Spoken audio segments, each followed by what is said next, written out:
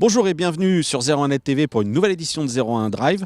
Aujourd'hui, on vous le dit, c'est l'exclusivité puisqu'on a tout simplement entre les mains le nouveau boîtier Coyote, le Coyote Nav.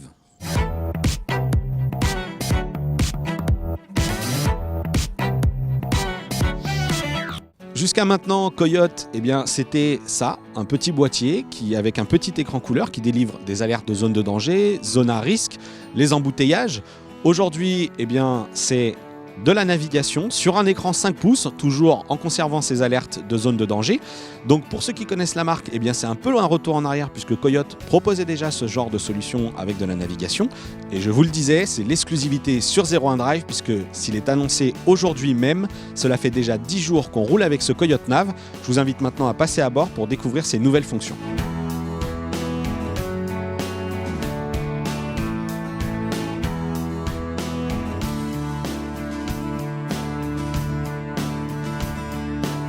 Même s'il s'appelle Coyote Nav, le constructeur ne change pas son discours. Il s'agit toujours d'un boîtier d'aide à la conduite avec ses alertes de zone de danger, zone à risque et embouteillage. D'ailleurs, lorsqu'il démarre pour la première fois, c'est bel et bien cette interface qu'on connaît déjà qui s'affiche. Pour basculer en mode navigation, il faut presser la petite icône ici en bas à gauche pour afficher la carte. Du côté du confort d'utilisation, avec cette fonction de navigation, il est clair que l'écran 5 pouces devient indispensable. Il y a quand même quelque chose qui me gêne, moi, sur le boîtier, c'est qu'il y a sur le côté de l'écran beaucoup de bords perdus, ce qui fait qu'en fait, il est assez grand, assez imposant. Bon, voilà, c'est un choix. A priori, j'ai posé la question à Coyote, il n'y avait pas moyen de supprimer ces bords et de faire un produit plus design. À l'arrière, une nouvelle forme, ici, pour enclencher le système de fixation, parce que fini l'aimant sur la planche de bord, on passe ici sur une accroche plus conventionnelle pour les GPS, un système à ventouse. Une fois qu'on est sur la route, on retrouve sur l'écran, y compris de navigation, toutes les informations propres aux outils Coyote. Le nombre d'éclaireurs, la vitesse limite à respecter et bien entendu donc les alertes de zone de danger lorsque vous approchez d'un radar fixe. Grâce à cette nouvelle fonction de navigation, cet affichage de la carte, toutes ces alertes sont beaucoup plus visuelles. On a d'une part un volet qui vient se positionner sur le côté droit de l'écran pour vraiment vous indiquer la nature de l'alerte, donc si c'est une zone de danger, un ralentissement ou une zone à risque. Et puis avec la cartographie, on la voit très clairement se matérialiser sur le tronçon, sur le bout de route. Et toutes ces perturbations sont directement indiquées sur la route à suivre de la cartographie.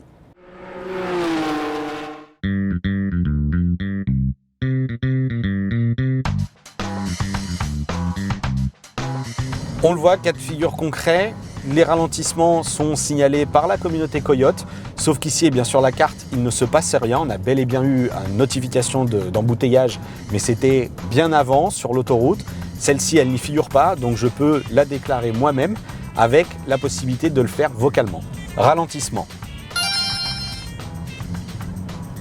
C'est donc très simple. Le problème, c'est que cette fonction, elle n'est pas à considérer comme un système d'information trafic. C'est-à-dire qu'une fois que vous avez signalé l'embouteillage, le temps qu'il soit pris en compte par les serveurs de Coyote, que l'information soit validée, qu'elle redescende au boîtier, celui-ci ne sera pas capable de vous proposer un itinéraire bis. Coyote le dit, ce n'est pas un GPS, ce n'est pas un système d'information trafic, mais il se vante toutefois d'avoir une information précise, encore une fois, grâce à l'ampleur de la communauté Coyote.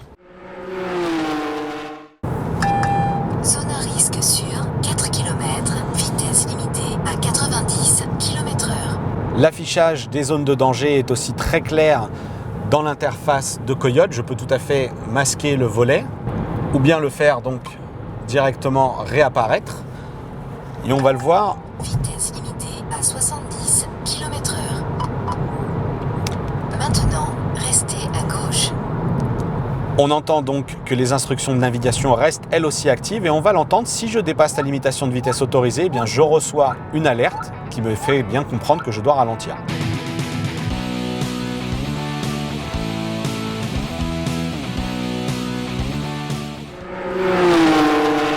La nouvelle expérience de ce Coyote Nav est plutôt convaincante pour une raison assez simple en fait. Elle s'appuie sur le logiciel bien connu ALK Copilot, donc pas de surprise sur la qualité du guidage. Est-ce qu'il faut pour autant dire que c'est un bon produit? J'ai envie de dire oui pour deux raisons. La première, le prix, c'est le même que le Coyote actuel, 199 € avec toujours cet abonnement à 12 € par mois. En clair, plus de fonctions, pour le même prix. Et puis la deuxième raison, c'est cette communauté qui est vraiment très étoffée. On le voit, je me suis rendu dans les locaux de Coyote, j'ai pu filmer un écran encore une fois un peu exclusif sur lequel on voit toute cette cartographie, donc à la fois des pays d'Europe qui sont couverts par les services, mais surtout la France. On le voit lorsqu'on zoome dans la capitale, tous ces points sont vraiment donc la représentation des boîtiers de l'application, mais aussi donc du petit boîtier Oyo. Et donc on voit vraiment que cette communauté en temps réel est très active. Il y a toutefois une critique, c'est sur la richesse des informations que le boîtier peut récupérer. On l'a vu sur la route, c'est pas toujours à jour. On s'est retrouvé dans des embouteillages sans que rien ne soit indiqué sur le Coyote Nav. Alors c'est peut-être lié au fait, qu'on le redit, c'est un produit en exclusivité.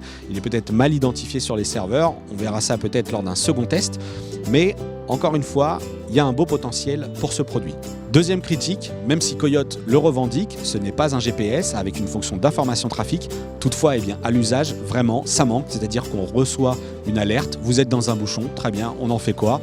À nous de nous débrouiller pour trouver un itinéraire bis. C'est un peu décevant donc de ce point de vue-là, mais de mon côté, je ne serais pas surpris que le constructeur propose plus tard, peut-être dans l'année, un second modèle intégrant ces fonctions d'information trafic, puisque le logiciel intégré, c'est de l'ALK Copilot et que cet éditeur propose Copilot Live, un service d'information trafic en temps réel. Voilà, c'en est fini pour ce test en exclusivité. Il ne me reste plus qu'à vous donner rendez-vous sur 01net TV pour une prochaine édition de 01 Drive.